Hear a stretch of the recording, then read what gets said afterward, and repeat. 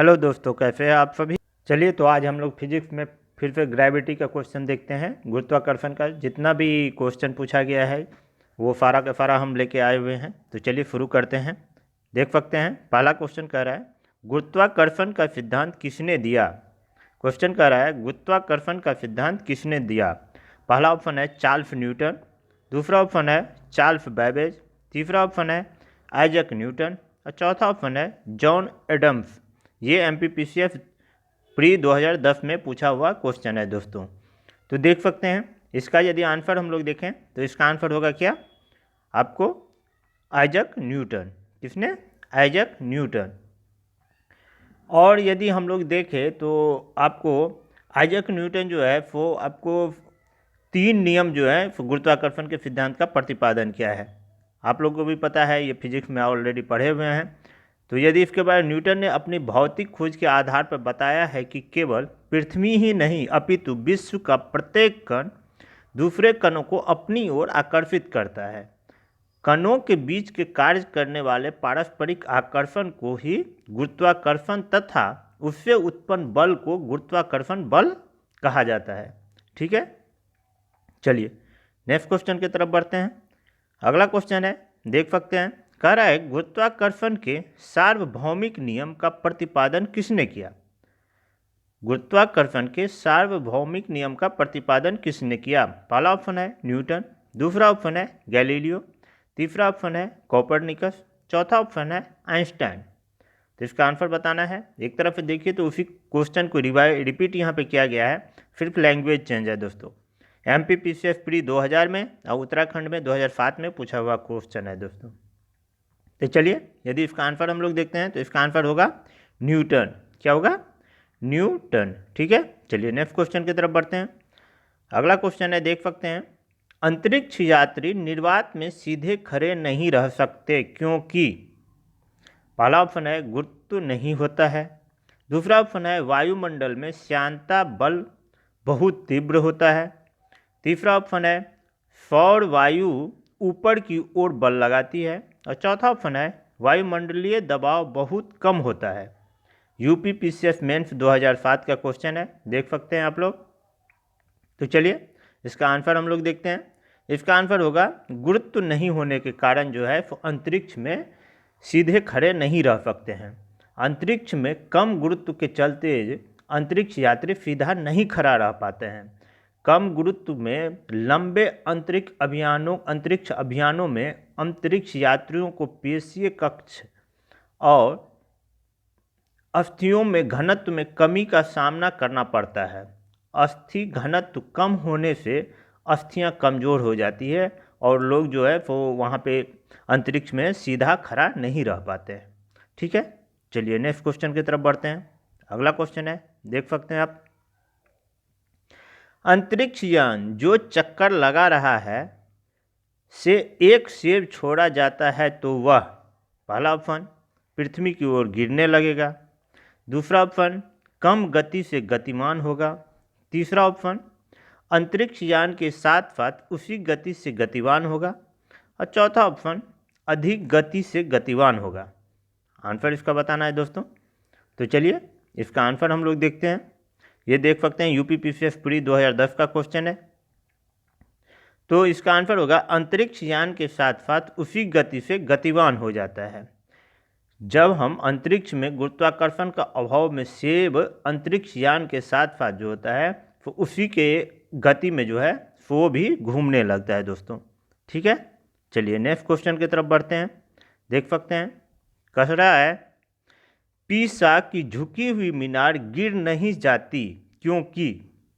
पहला ऑप्शन है वह शीर्ष भाग में पतली हो जा गई है, दूसरा ऑप्शन है वह बड़े तल क्षेत्रफल को आच्छादित करती है, तीसरा ऑप्शन है इसका गुरुत्वाकर्षण केंद्र निम्नतम स्थिति में रहता है और चौथा ऑप्शन है गुरुत्व केंद्र से जाने वाली ऊर्ध्वाधर लाइन तल के अंदर रहती है। इसका आंसर बताना है। तो चलिए यदि इसका आंसर हम लोग देखते हैं तो इसका आंसर होगा डी, गुरुत्व केंद्र से जाने वाली ऊर्ध्वाधर लाइनें या रेखा तल के अंदर रहती है। ठीक है, गुरुत्व केंद्र का वह बिंदु है जहां वस्तु का संपूर्ण द्रव्यमान संकेंद्रित रहता है। कोई भी वस्तु तब तक स्थिर रहती है जब तक गुरुत्व केंद्र से जाने वाली ऊर्ध्वाधर रेखा उसके तल से होकर गुजरती है। ठीक है, चलिए, तो इसी तरह से पीसा की जो मीनार के गुरुत्व केंद्र से होकर जाने वाली ऊर्ध्वाधर रेखा मीनार के तल के अंदर रहती है, इसीलिए झुकी हुई मीनार अभी तक नहीं गिरी है दोस्तों। ठीक है, चलिए नेक्स्ट क्वेश्चन की तरफ बढ़ते हैं। अगला क्वेश्चन देखते हैं। अगला क्वेश्चन है, देख सकते हैं, कह रहा है यदि पृथ्वी और सूर्य की दूरी जो उसके स्थान पर दोगुनी होती है तो सूर्य द्वारा पृथ्वी पर गुरुत्वाकर्षण बल जो पड़ता है वह होता है। पहला ऑप्शन है वह जितना है उसके दोगुना, दूसरा ऑप्शन है वह जितना है उसका 4 गुना, तीसरा ऑप्शन है अब जितना है उसका चौथा भाग, और चौथा ऑप्शन है अब जितना है उसका आधा भाग। यूपीपीसीएस मेंस 2009 का क्वेश्चन है पूछा हुआ। तो चलिए इसका आंसर हम लोग देखते हैं। तो इसका आंसर होगा अब जितना है उसका चौथा भाग दोस्तों। ठीक है, चलिए अगला क्वेश्चन की तरफ बढ़ते हैं। अगला क्वेश्चन देख सकते हैं, कह रहा है लकड़ी, लोहे व मोम के समान आकार वाले टुकड़ों को समान ऊंचाई से पृथ्वी पर गिराया जाता है। कौन सा टुकड़ा सर्वप्रथम पृथ्वी की सतह पर पहुंचेगा? पहला ऑप्शन है लकड़ी, दूसरा ऑप्शन है मोम, तीसरा ऑप्शन है लोहा और चौथा ऑप्शन है सभी साथ साथ पहुंचेगा। राजस्थान 1992 प्री में पूछा गया क्वेश्चन है दोस्तों। तो चलिए यदि इसका हम लोग आंसर देखते हैं तो इसका आंसर होगा दोस्तों आपको एक साथ साथ पहुंचेगा। दोनों जो है आदर्श परिस्थितियों में, मतलब वायु प्रतिरोध को नगण्य मानते हुए, उसी को आदर्श परिस्थिति बोला जाता है। समान ऊंचाई से गिराए जाने पर लकड़ी, लोहे एवं मोम के समान आकार के टुकड़े एक साथ पृथ्वी की सतह पर पहुंचेगी, क्योंकि सब पर समान गुरुत्वीय त्वरण कार्य करेगा। इसीलिए ये तीनों का जो है, यदि हवा न रहे तो आपको तीनों एक साथ पहुंचेगा, यदि हवा रहेगा तब तो आप लोग भी जानते ही हैं जो भारी रहेगा वो पहले गिरेगा। चलिए नेक्स्ट क्वेश्चन की तरफ बढ़ते हैं। अगला क्वेश्चन है, देख सकते हैं, हवा में लोहे और लकड़ी समान भार की गेंद को समान ऊंचाई से गिराने पर पृथ्वी पर दोनों एक समय गिरेगी। दूसरा ऑप्शन है एक पहले गिरेगी एक बाद में गिरेगी।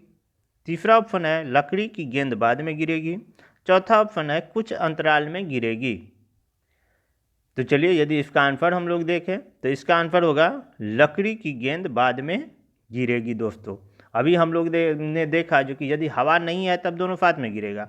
यहाँ पर कहता है हवा में, मतलब हवा है तब कह रहा है।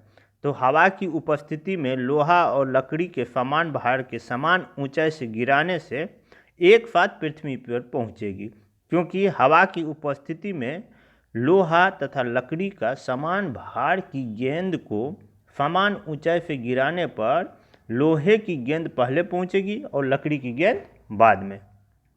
ठीक है, चलिए नेक्स्ट क्वेश्चन की तरफ बढ़ते हैं। अगला क्वेश्चन देख सकते हैं। अगला क्वेश्चन है, दो गेंदें ए तथा बी क्रमशः 10 किलोग्राम तथा 1 किलोग्राम की है। उन्हें 20 मीटर की ऊंचाई से एक साथ गिराया जाता है।